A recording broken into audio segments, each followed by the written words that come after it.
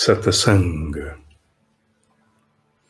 ब्रह्म ऋषि महात्मा तेलंग स्वामी जी का आह्वान करते हुए, गुरुर्ब्रह्मा गुरुर्विष्णु गुरुदेव महेश्वरः गुरुदेव साक्षात् परब्रह्म तस्मै श्री गुरुवे नमः। अखंड मंडलाकारं व्याप्तं येन चराचरं तत्पदं दर्शितं येन तस्मै श्री गुरुवे नमः। ओम श्री गुरुवे नमः। महात्मा तेलंग स्वामी रूपेण आवाहयामि स्थापयामि ध्यायामि पूजयामि ततो नमस्कारं करोमि। चित्त शुद्धि का विषय आज पूर्ण होगा। महात्मा तेलंग स्वामी जी इसमें आगे कहते हैं,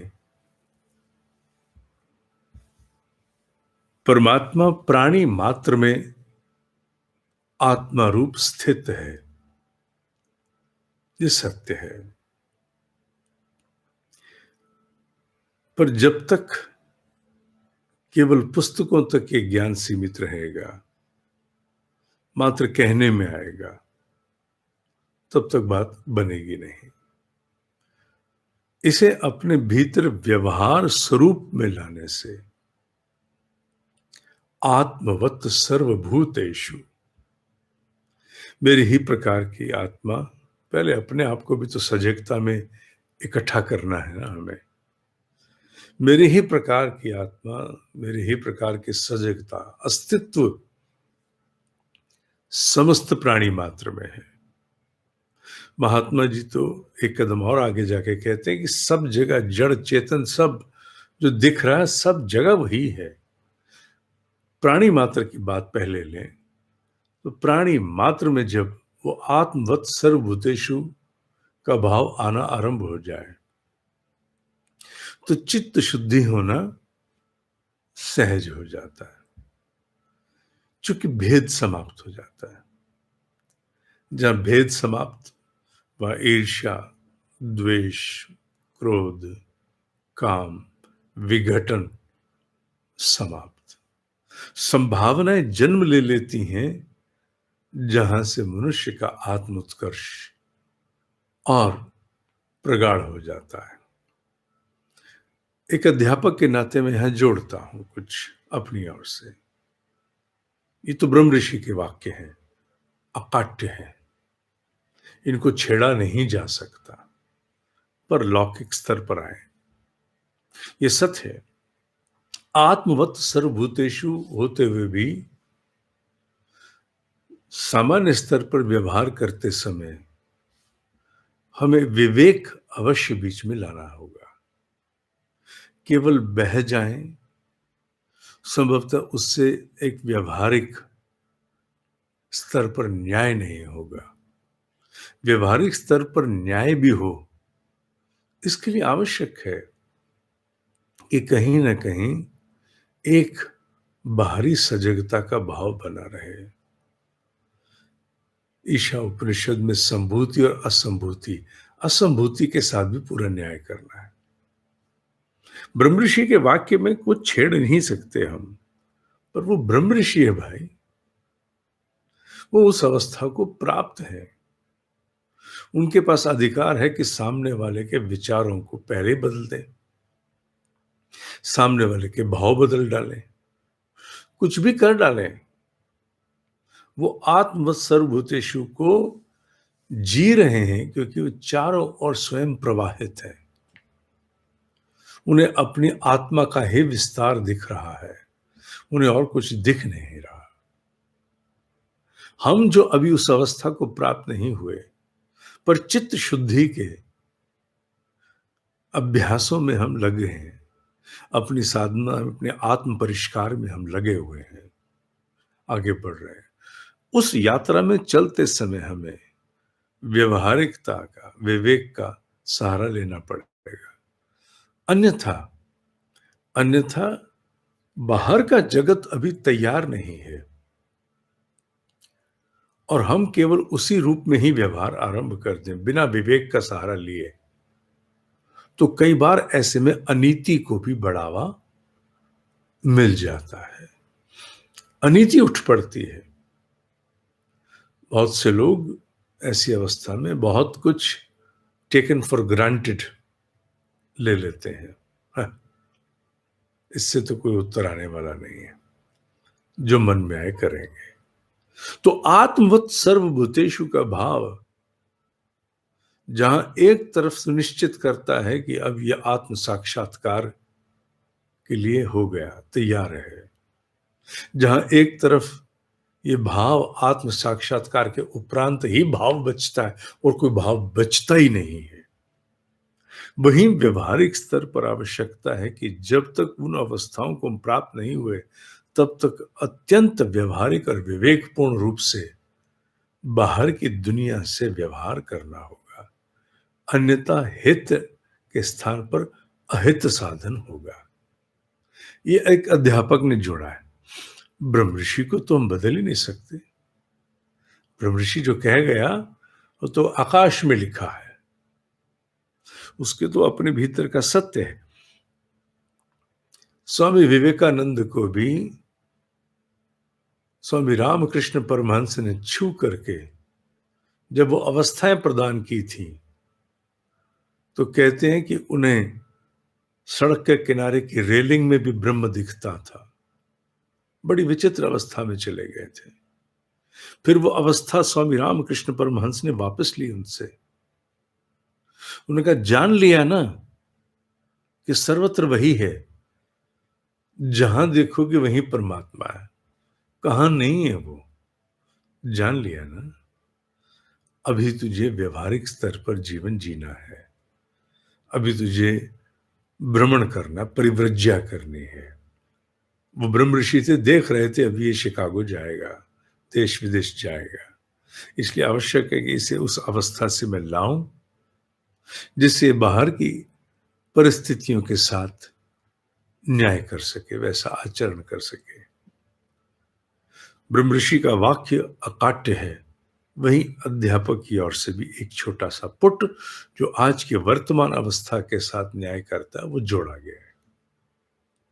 ब्रह्म ऋषि कहते हैं वो सर्वव्यापी ईश्वर सर्वांतर्यामी है। सर्वांतर्यामी है। कौन सा पदार्थ, उनका कैसा आकार, किस मार्ग पर चलने से मिलते हैं, धीरे धीरे ये आत्मवत् सर्वभूतेषु का भाव बहुत कुछ स्पष्ट करता जाता है। और जब वो ईश्वर प्राप्त होता है, अब वो उस अवस्था को बोल रहे हैं, तो दिन रात सामने है, उसे हम अपने अंतर में, केवल हम अपने उसे अंतर में देखना नहीं चाहते, इसलिए हम उसे देख नहीं पाते। अर्थात God has to be here first, anywhere later. पहले वो यहां, फिर वो कहीं और, यहां नहीं ढूंढते। वो द्वार यहां के नहीं खोलते। आज आपने अनहत के क्षेत्र का किया है, यही तो उपनिषदों ने बताया वो है। अनहत के क्षेत्र में ही तो उसकी अवस्था, उसका स्थान है। तो ब्रह्म ऋषि कहते हैं एक बार जिसे ईश्वर दर्शन हो गया, साक्षात्कार हो गया, फिर उसके लिए कोई स्थान नहीं बचता। इसीलिए तो चूने का पानी जिसने छाछ बनाकर पिलाया इनको वाराणसी में, वो स्वयं रोने चिल्लाने लगा। बहुत बार उल्लेख आया कि ब्रह्म ऋषि ने कहा तेरे और मेरे में भेद ही नहीं है, तुझे पता नहीं है। उसने चिल्लाया, क्षमा मांगी, क्षमा कर दिया। ब्रह्म ऋषि उससे जी रहे हैं। जब तक हम उसे जी नहीं रहे, हमें दोनों के साथ न्याय करना है। जहां एक तरफ आत्मवत् सर्वभूतेषु, आत्मा के विस्तार को भी आगे लाना है, वहीं साथ-साथ व्यवहारिक स्तर पर भी विवेक के द्वारा परिस्थितियों के साथ, व्यक्तियों के साथ, विषयों के साथ न्याय करना है। मूल में अगर चलें तो बात एक ही है। इस प्राचीन भारतीय मनीषा का, इस सनातन देव संस्कृति का सार एक ही है, चित्त शुद्धि। और चित्त शुद्धि केवल इसका ही नहीं, समस्त धर्मों का सार है। और चित्त शुद्धि में इंद्रिय संयम प्राथमिक है, तप प्राथमिक है। और जो व्यक्ति बीच संसार में रह करके, बीच समाज में रह करके, प्रलोभन के सभी आयामों के बीच में रह करके प्रतिदिन साधना के द्वारा असफल होते हुए भी चेष्टाएं करता है, ब्रह्म ऋषि जी के अनुसार वो जीव इंद्रिय जयी हो जाता है। ब्रह्म ऋषि ने चित्त शुद्धि में यहां तक कह दिया कि विश्वामित्र और पराशर, इनसे वो ऊपर भीष्म पितामह और लक्ष्मण को मानते हैं। जो बीच में है, भले असफल हो रहा हो, रोज संयम का व्रत बांधे, रोज व्रत टूटे, तो भी एक पीड़ा से पुनः आरंभ करता है, वही इंद्रिय जय होने का अधिकारी है। ये ब्रह्म ऋषि ने कहा है। जो लोग वहां नहीं गए, पहले भी मैंने बताया, मां गंगा के जल में से निकाल करके, बड़ा अद्भुत हमें भी लगा जब पूछा ये किनकी प्रतिमा है, उन्होंने कहा ये भीष्म पितामह की प्रतिमा है। शिव, हनुमान जी और भीष्म पितामह, ये तीन प्रतिमाएं ला करके बाहर, शिवलिंग, शिव माने शिवलिंग, शिवलिंग, भीष्म पितामह और हनुमान जी की, जैसा बताया। मां काली के विषय में मुझे इस समय ज्ञान नहीं, पर ये तीन प्रतिमाएं बताई गई। जब मंदिर में वहां हम खड़े थे आश्रम में, तो वहां एक बच्चा था, लड़की, उसने बताया ये तीनों प्रतिमाएं बाबा स्वयं जाके जल से निकाल के लाए। तो पवित्रता का प्रतीक उन्होंने भीष्म पितामह को माना है।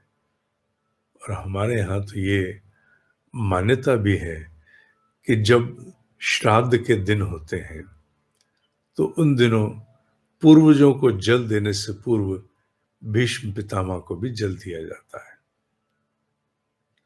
कारण विश्वास के जो भी रहे हों, पर हां, कहीं हमने पवित्रता को, कहीं हमने स्थितियों परिस्थितियों के बीच किए गए संयम को हम शिरोधार्य करते हैं, सर्वोपरि मानते हैं, इसमें कोई संदेह नहीं है। आज के लिए इतना ही। ओम ही सत्य है, ओम ही सत्य है, ओम ही सत्य है।